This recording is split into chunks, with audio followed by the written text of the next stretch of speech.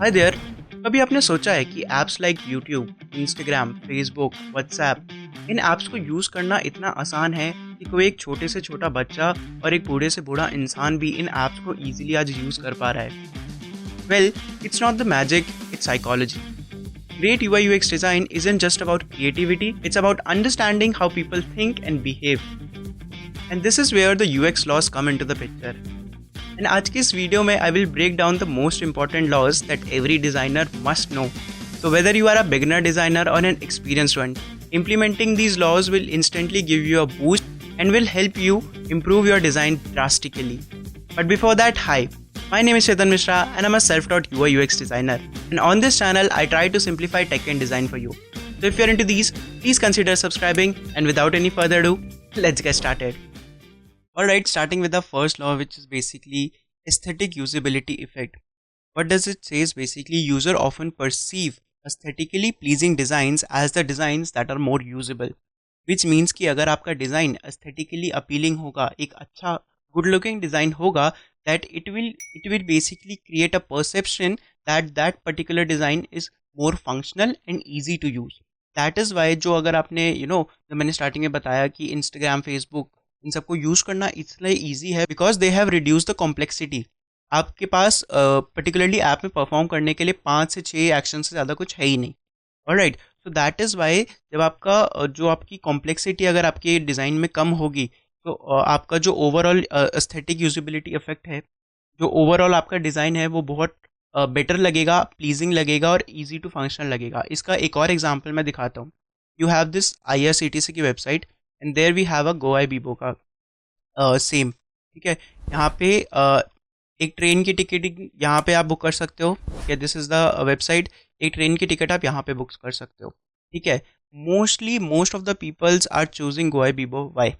ठीक है, सेम चीज़ सेम फंक्शनल दोनों वेबसाइट पे ही हो सकता है, ठीक है। Even the Goibibo is extra charging them, ठीक है, बट फिर भी लोग गोवा बीबो प्रेफर कर रहे हैं एट सम पॉइंट बिकॉज कि गोवा बीबो ने अपना जो डिज़ाइन है उसको इतना इम्प्रूव करके रखा है, उसकी कॉम्प्लेक्सिटी इतनी हटा दी है, इतना जेनेरिक और जो यूज़ केसेस है उसके हिसाब से ही उस चीज़ को रखा है। तो अगर आप यहाँ पे भी देखोगे सेम सारी फंक्शनैलिटी यहाँ पे भी आपको मिलेगी, यहाँ पे भी मिलेगी, ठीक है, but still people will prefer this over this. तो next law is basically choice overload. अब देखते हैं क्या कह रहे हैं। The tendency for the people to get overwhelmed when they are presented with the large number of options often usually interchangeably with the term paradox of choice. Alright, तो अगर आपने अपने अगर ठीक है, आपको अपने यूजर को छोड़ो, आप अपने ही एग्जांपल लो, ठीक है। अगर आपके पास बहुत सारे मल्टीपल चॉइसेस हो जाते हैं किसी चीज़ को करने के लिए, ठीक है, कि आपके पास 10-15 ऑप्शन है and you have only to pick one, ठीक है।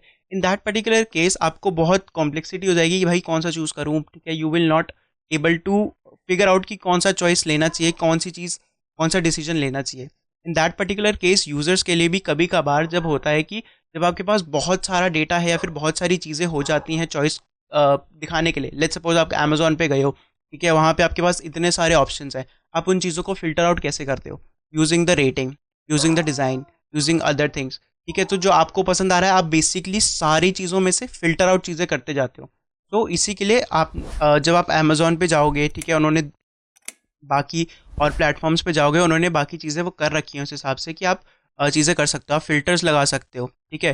तो चॉइस जो ओवरलोड है आपको इम्प्रूव करना है कि यूज़र का जैसे यूज़र का जो भी चॉइस है, ठीक है, टोटल नंबर ऑफ ऑप्शंस हैं उनके पास वो कम हो सके, ठीक है, वो आपको करना है। अपार्ट फ्रॉम दिस आप कैसे इसको कर सकते हो, ये लेनोवो का वेबसाइट है। इन केस अब ये हमारे पास 4 प्रोडक्ट हैं, ठीक है। अब ऑब्वियसली एक लैपटॉप को लेना इज़ अ बिग डिसीजन, ठीक है, आपका काफ़ी इन्वेस्टमेंट जाता है। उस पर्टिकुलर केस में आप कैसे करते हो कि आपको सेम सिमिलर जो भी आपके सेट ऑफ प्रोडक्ट्स हैं आप उनको कंपेयर साइड बाय साइड रख के कंपेयर करते हो, तब आप डिसीजन लेते हो।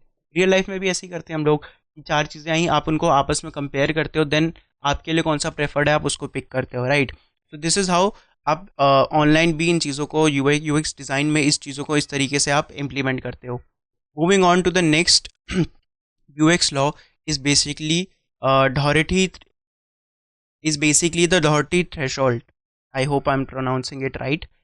Doherty threshold. Okay. Now, what basically it says is productivity soars when the computer and users interact at the pace of less than 400 milliseconds that ensure that neither has to wait on other.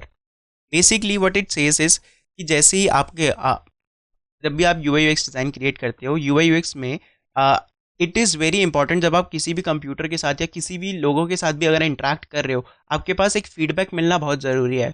Until and unless आपको feedback मिल रहा है, आप उसको पता नहीं लगेगा कि आपने जो एक्शन परफॉर्म किया वो उसका कुछ हुआ कि नहीं हुआ.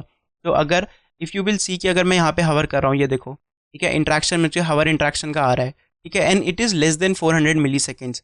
अगर कुछ भी एक्शन परफॉर्म नहीं होता हुआ दिखेगा, तो मेरा टाइम वेस्ट होगा and I will get irritated.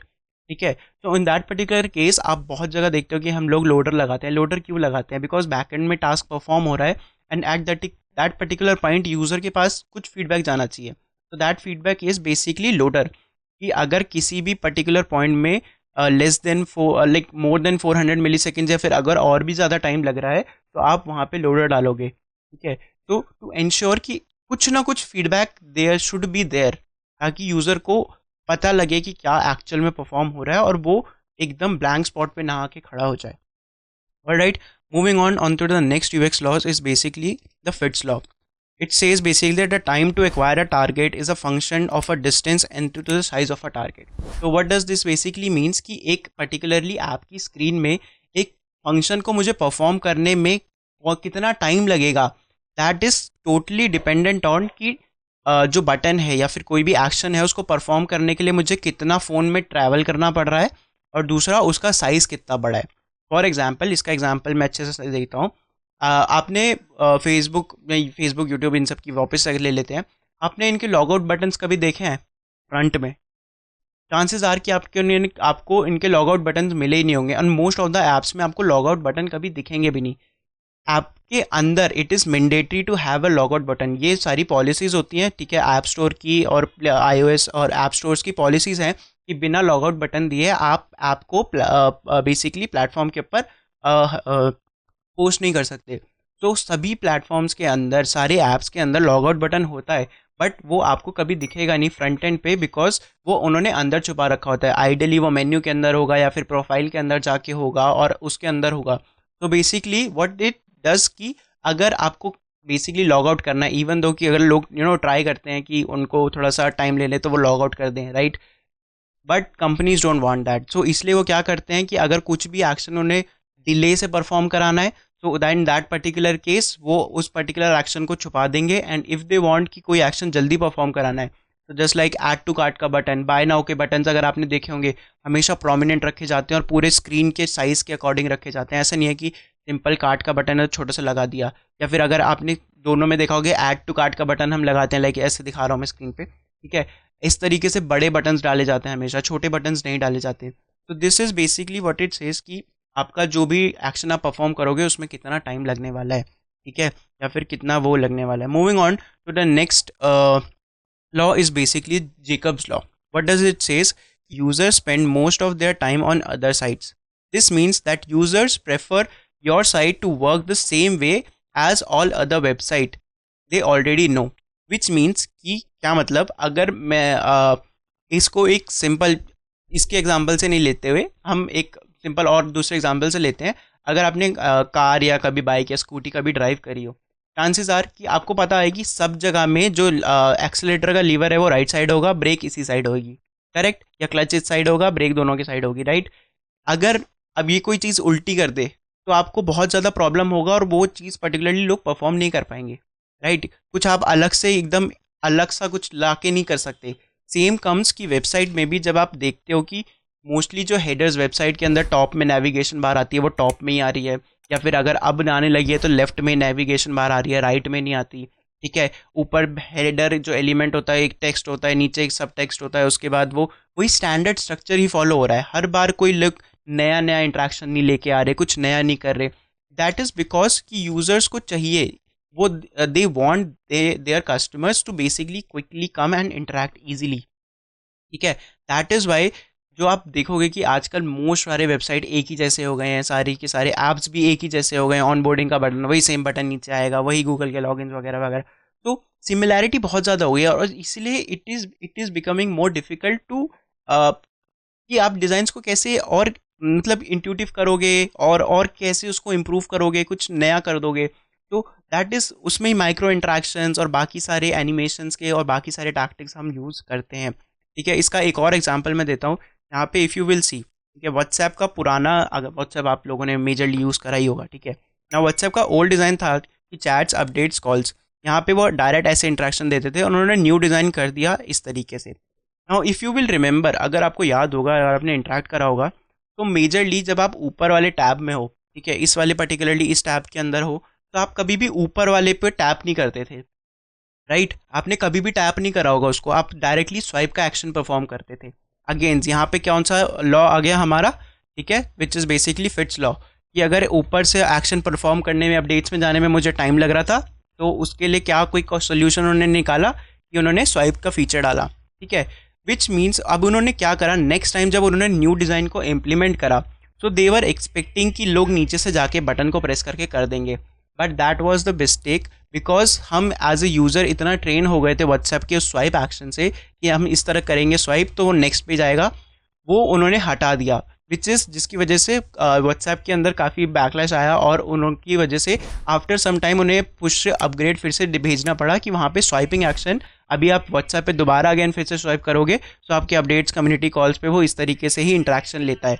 तो यहाँ आप देखोगे कि कैसे उन्होंने सेम इंट्रैक्शन, ताकि यूज़र को प्रॉब्लम ना हो, ठीक है, जेकब लॉ को कैसे उन्होंने इम्प्लीमेंट करा कि वो उनके ही वेबसाइट पे, उन्हीं के पर्टिकुलर प्लेटफॉर्म पे उन्होंने उनको इस हिसाब से ट्रेन कर दिया कि नाउ दे नो कि भाई ये ऐसे इंटरेक्ट करता है। अगर उन्होंने इसमें अब कुछ चेंज करने की कोशिश करी तो वो यूज़र्स के लिए प्रॉब्लम हो जाएगी, तो उन्होंने सेम इंट्रैक्शन उन्हें इनैक्ट करवाना पड़ा। So this is how your Jacob's law works in. Moving on into the next law is basically called the Zeigarnik's effect. So basically what does it says is people remember uncompleted or interrupted tasks better than the completed task. ठीक है, अगर आपको अब यहाँ पे देखो, usually profile में लोग आजकल या फिर एप्लीकेशंस में क्या करते हैं, इस तरीके से प्रोग्रेस बार डालते हैं प्रोफाइल के लिए, या फिर अगर आपको कोई भी आपका लॉन्ग यूज़र जर्नी लग रहा है या फिर ऑनबोर्डिंग अगर आपकी लॉन्ग होती है, तो they have simply showed the bread crumbs के फॉर्मेट में या प्रोग्रेस बार के उसमें फॉर्मेट में उस चीज़ों को दिखाते हैं। तो द पर्पज़ इज़ कि अगर यहाँ पे ये 88% पे रहेगा, या फिर इवन दो कि 70%, 50% पे भी रहेगा, या आपका भी रहता है, so you will feel uneasy, आपको अच्छा नहीं लगेगा। You want it to be 100%। किसी को भी एज अ ह्यूमंस हमें बिल्कुल भी पसंद नहीं है कि अगर हमारा कोई भी टास्क जो छूटा हुआ है, ठीक है, वो ठीक रहे। तो इसके लिए आप क्या करते हो, अगर किसी ने भी टास्क इवन कंप्लीट भी कर दिया होगा ना, और उसमें प्रॉब्लम नहीं होगा, कंप्लीट नहीं हुआ होगा, तो उनको वो चीज़ सताती रहेगी कि यार वो छूटा हुआ है, अभी टास्क को कंप्लीट करना है। वेयर एज जो टास्क कंप्लीट हो चुका होगा उनको वो भूल जाएंगे। तो इन दैट पर्टिकुलर केस इस तरीके से आप क्या करते हो कि आप पूरा उनको प्रोग्रेस बार भी दिखाते हो कि आपका देखो इतना % लिमिटेड है, और आपका जो भी रिमेनिंग टास्क है वो याद रहता है उन्हें। नेक्स्ट टाइम जैसे उन्होंने लॉगिन करा, इवन दो कि वो भूल गए होंगे, नेक्स्ट टाइम जैसे लॉगिन करा उन्हें फिर से याद रहेगा, नेक्स्ट टाइम फिर से लॉगिन करा फिर से उन्हें याद दिखेगा। तो जब तक वो उन्हें अनइंटरप्टेड टास्क दिखता रहेगा वो उसको परफॉर्म करेंगे, ठीक है। तो this is how it works. Moving on to the next law in our list is basically selective attention. Okay, the process for focusing or our attention onto the subset of the stimuli in an environment, usually those related to our goals. So basically ये बहुत complex है, मैं इसको simplify करके दिखाता हूँ।